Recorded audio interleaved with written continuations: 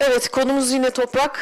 Toprak konusuna son derece önem veren başka bir İtalya'dan bir şarap firması var. Mateja Gravner, Gravner şarapçılıktan. Şimdi onların toprakta yaptıkları uygulamalar ve kendi Gravner dünyasında da yaptıkları değişikliği anlatacak bize. Thank you. Thank you. So thank you. I apologize not speaking Turkish, but the translator are making good job, so let them continue.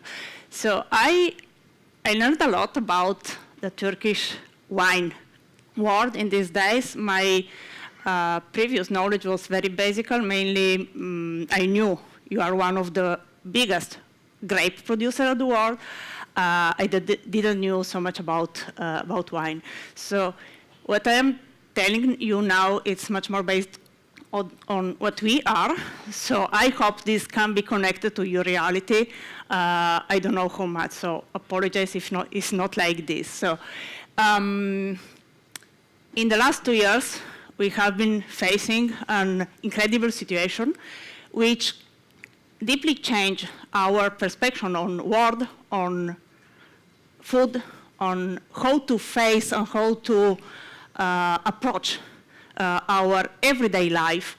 And so these are few thoughts we more or less we all have had in the last year. So we need to nurture our bodies in a healthier and more sustainable way, in every way.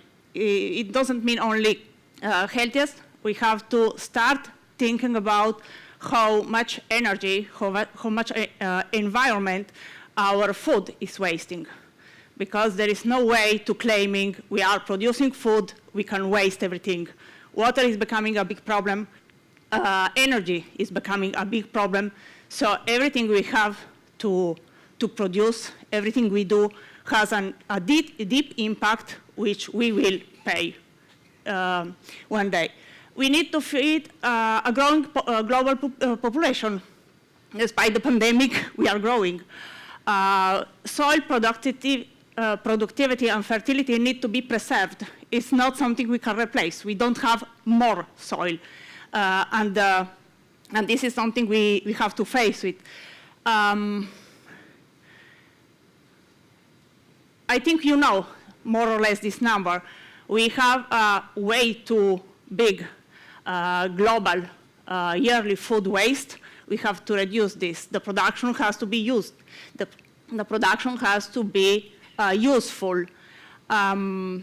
Agriculture service and soil management will become crucial factors in political and economical development in the next few years. It seems that by 2050, we will reach 10 billions of population. So we all claim to have the right to have food. We need to reframe not only our understanding on modern agriculture, but even to pay more attention on what people are asking for. The self-production has been gaining popularity despite several countries' attempts to limit the use of unregistered seeds and grains. This is something we have to face with. Probably not in this country, but Australia claims to stop the not registered grains use. This is something tragical, I believe. Increased focus on ecological, biological, biodynamical practices. People are more and more aware about this. People are not only concerned about the cost and the price of things, but even what do I introduce in my body. And increased focus on vegetarian, vegan lifestyles. Of course, this is much more focused on the wealthy world, but this is coming on everywhere. We need to revert to utilizing plants which are appropriate to the region, land, and climate we cultivate. We can't produce everything everywhere, despite the market is claiming, but despite the market is paying on it for it. But this is something we have to face. Just two examples. The almond milk in California is facing a huge demand of water. Water California doesn't have anymore. So is this vegan change sustainable anymore? Another thing is pollution. The so-called biological production is still a big problem for water pollution. There are big, huge areas. They are facing the water pollution due to the long, supposed to be biological production, where copper and sulfur were used for spraying against diseases. So probably we are facing a kind of greenwashing even in farming. We have to start and not only speak about, but really start and get involved, deeply involved in this, that cultivating crops which are healthy and balanced to produce goods, including fruits, vegetables, seeds, which are healthy, should be the agriculture's ultimate goal. To do so, we need to develop rooted knowledge of soil and plant life, focusing on cultivating the right plants in the right region and ground, knowing which practices are best suited to the soil we cultivate. The availability of resources, as I told you before, such as energy and water, for agricultural production will suffer limitation and become zeroed in certain regions, a factor which we cannot allow to limit people's existence or producers' revenue. In developed countries, agricultural producers only represent around 2% of the population, reaching 3 to 4 when counting the agricultural processing industry as well. This is almost zero, but we still exist. This percentage, of course, is in developing countries and even more in poorer countries. We need to ensure that food producers have the revenue necessary to pay for what they produce and to offer a fair wages and working condition, maintaining revenue and production stability, reducing physical labor when possible, and implementing a waste-reducing distribution of network. Ultimately, consumers need to be aware of the real and cumulative cost of goods. Whatever that be food or other products, the fashion world, for example, is seeing an increasing interest on the consumer part in both ecological practices and ethical practices within the industry are exposed to. So the ecological burden of production practice fell upon entirely on the population, including those who are not necessarily customer on the goods being produced. This applies to the field of agriculture, understood as the production of food or goods to be utilized in other industries, fuel, clothing, and so on. But also the other production-related field, industry, energy. So, what can we do? With such a scenario all around the world, as farmers, we should pay a different attention, and we should avoid monoculture production by introducing as much biodiversity as possible within productive land. We introduced artificial nests to provide habits for birds which can therefore balance the presence of insects within the area. We introduced water bodies, ponds, in a way to create micro-ecosystem within the fields. Rainwater collection, which does not hinder water availability for humans or other species. So, just a few pictures about what we mean about biodiversity. Our vineyards are mainly vineyards, which mean fields with a lot of vines, but we put in as much trees we are able. These are artificial nests. We have more than 300 of them, often produced as farmers are scared about birds because they say they eat grapes. It's not exactly true. Birds, they eat grapes when they are thirsty, not because they are hungry. So if you have enough water in our area, usually we have more than enough rain during the year. We had a lot of birds almost disappeared 25, 30 years ago, coming back, staying in our area, living within our vineyards. Ponds. Water is the origin of life. There is no life with no water, which means that if we are able to preserve some water, we have a lot of birds coming here, spending the early morning and the evening, taking a bath, eating insects, eating frogs. We have water snakes. We have a lot of more animals living there. Is it natural? No, it isn't. We made it. So the nature is not like this, but this is our way to try to reduce the impact, the huge impact we have to the environment. Through these practices, vines become more resilient, which means is less sensitive to many changes, even a little bit the climate change or the climate difference we are living every single year. And we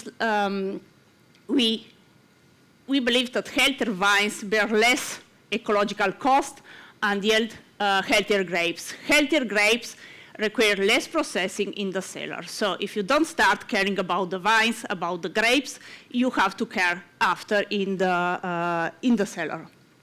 Why? Because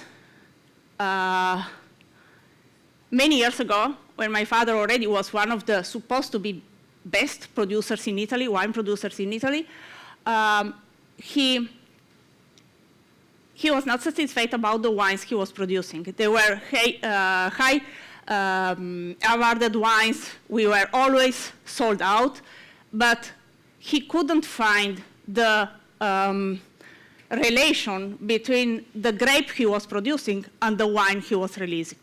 The wine was not speaking about the terroir. The wine was not connected to the taste of the grape. And think about this. If you have a strawberry juice, it should be strawberry taste. Why, if you taste a grape, you should find the same taste in the wine? And Josko couldn't understand why this wasn't happening. And he started thinking about how to change and how to bring the taste of the Ribolla grape into the bottle. So he started first focusing on vineyards, because if you want to use and to vinificate the whole grape, you need to have and to bring to the cellar completely ripe and completely healthy grapes. So it was a slow transition to first biological and then biodynamical practices. And only once we had the clean grapes into cellar, he started thinking about using the whole grape, which means even with the skin. In our area, there were people were not using skin fermentation since the early 20s. So no one was anymore making this, even for home wine production. We are not certificated, maybe because we can afford it even without, but sadly, certification aren't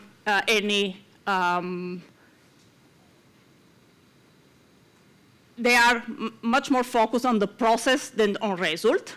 So it's a good way to say how you are working, but sadly they are absolutely not able to guarantee the quality which is supposed to be. How? As I just told you, we care about reducing our impact in order to reduce the human processing or the wine-making intervention. We harvest completely ripe grapes. Grape selection is entirely made in the vineyards. And in the cellar, we quickly crush the grapes, if possible, we preserving the stems. This is Ribolla branch ready for being harvested.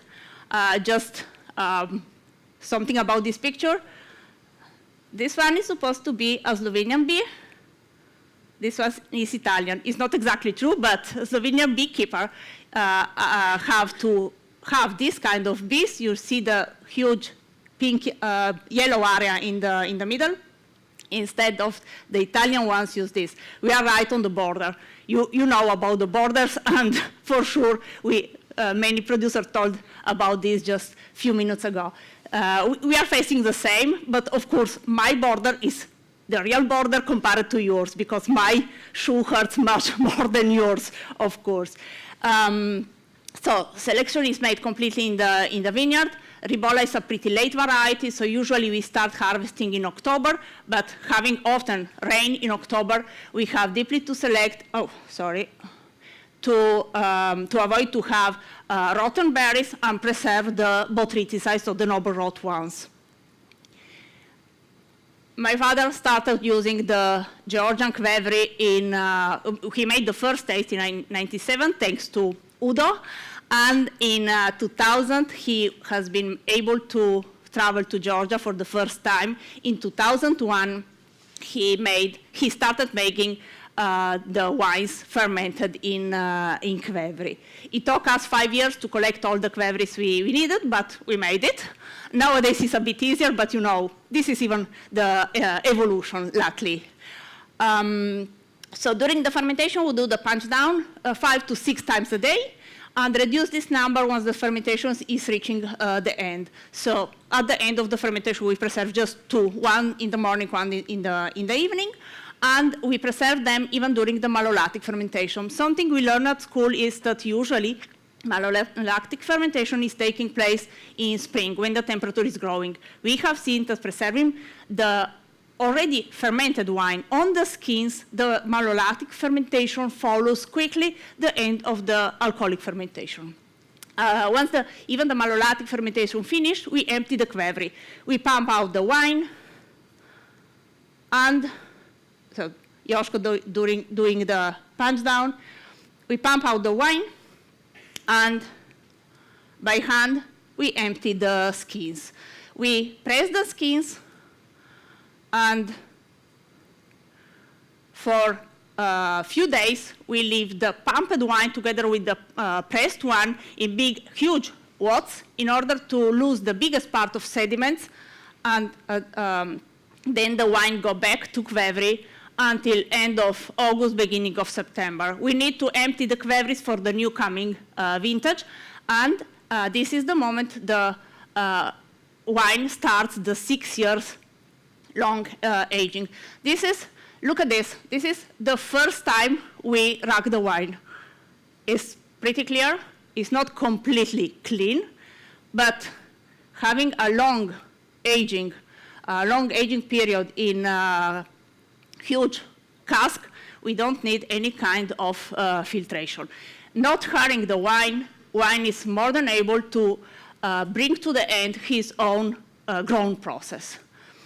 So this is the amphora cellar, and these are the casks we use. The biggest are 7,000 liter. Of course, we don't have only so huge ones because we are not able to decide how much grape to produce, so sometimes we need even smaller to age all our production. And this is the final result. Okay, I made it in 20 minutes.